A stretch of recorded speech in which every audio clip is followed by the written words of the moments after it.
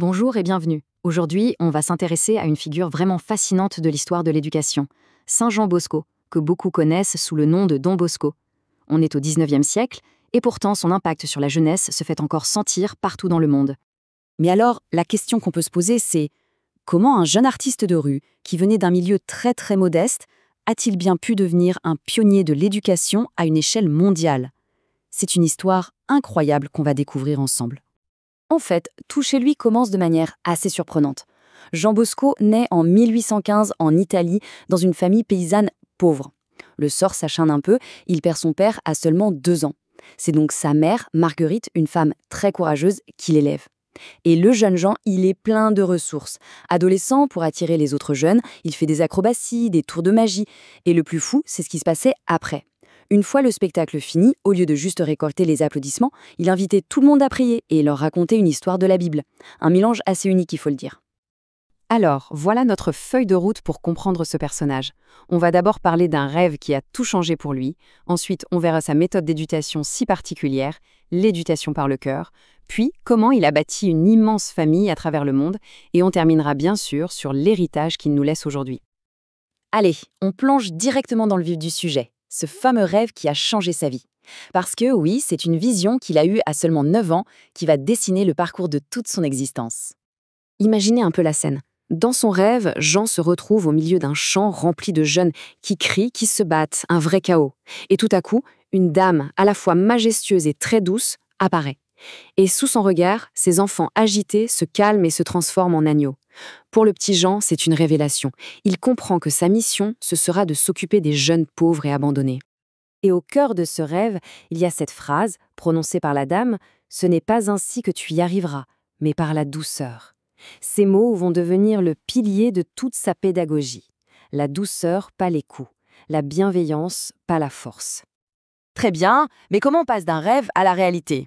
Eh bien, c'est là qu'on aborde sa méthode, une véritable révolution pour l'enseignement du XIXe siècle, l'éducation par le cœur.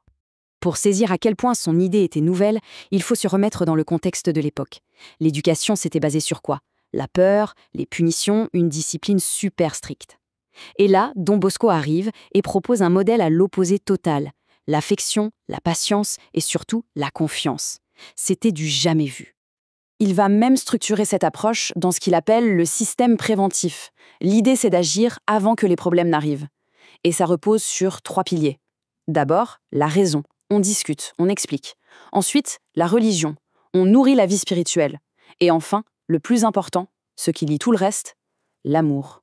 Montrer aux jeunes qu'on tient à eux de manière inconditionnelle.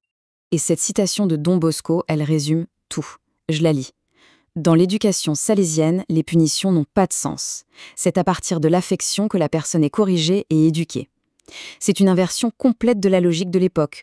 On ne corrige pas pour punir, on corrige par amour. Et l'objectif final de tout ça, ce n'était pas juste d'avoir de bons élèves.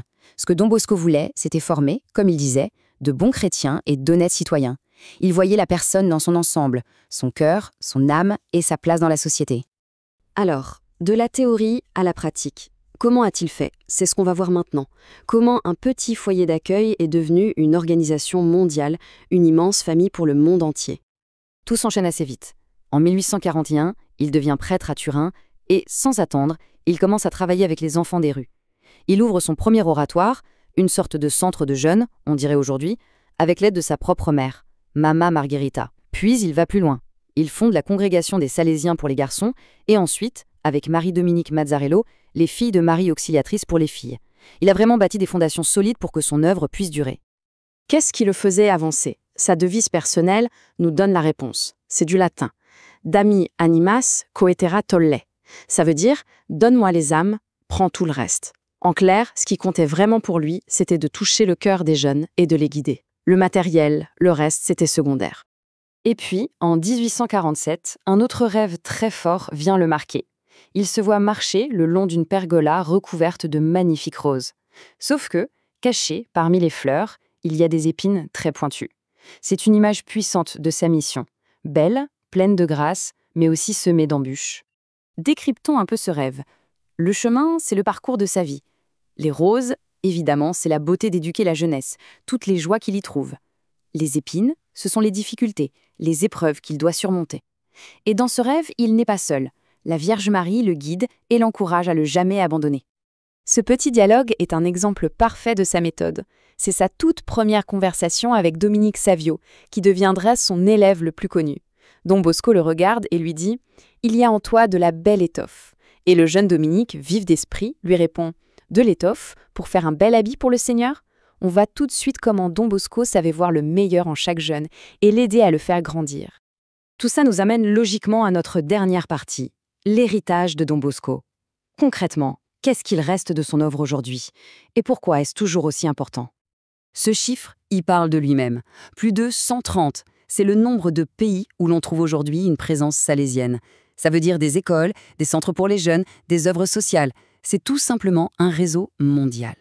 Bien entendu, l'Église a rapidement reconnu l'impact de son travail. Il a été béatifié en 1929, puis canonisé, c'est-à-dire déclaré saint, en 1934. Et bien plus tard, en 1988, le pape Jean-Paul II lui a donné le titre très parlant de Père et Maître de la jeunesse. Et son influence, elle est toujours bien vivante. Un exemple très actuel, le pape François lui-même a raconté avoir reçu ce qu'il appelle la joie salésienne quand il était élève dans une école salésienne en Argentine. C'est la preuve que cet esprit continue de toucher les gens, même au plus haut niveau.